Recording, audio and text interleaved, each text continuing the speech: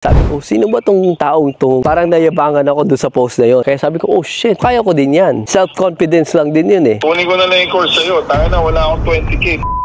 Pag nagets mo na yung wholesaling, yun yung pinakamadaling trabaho. Pasa-pasa ka lang eh. Ang tawag doon sa wholesaling, fast money. Ang tawag sa flipping, big money. Oh, big money. Kasi ang laki ng kikitain mo. Sa wholesaling, pwede kang kumita ng 5K, 10K. Sa flipping, 30, 40, 50. Kaya nung nag-post nga nung sa Instagram, na-intrigue ako dun sa sinabi niyang RIP Stephen Arnyo. Thanks for putting Winnipeg on the map. Eh, ang late-late ng Winnipeg. Sabi ko, sino ba tong taong to? Parang nayabangan ako dun sa post na yun. Nakita ko yung mga awards niya, ganun, yung mga video niya. Kaya sabi ko, oh shit, kaya ko din yan. Self-confidence lang din yun eh. Binili ko agad yung book niya. Sabi niya sa mga video niya, hire a coach or work for somebody for free. Instead of working for free, just buy his time and tell me everything you can. Sabi ko, nag-a-accept pa kaya sila ng new student? Kasi patay na yung founder eh. So, ang naging coach ko, yung mga graduates niya. Akala ko, bro, 5K lang yung coaching. Sabi ko kay April, pag in-offer nito 5 or 10K, gagawin ko na to talaga. Bro, ang minimum 20K, 35K, 50K, 75K. Pero yung mindset ko going to that call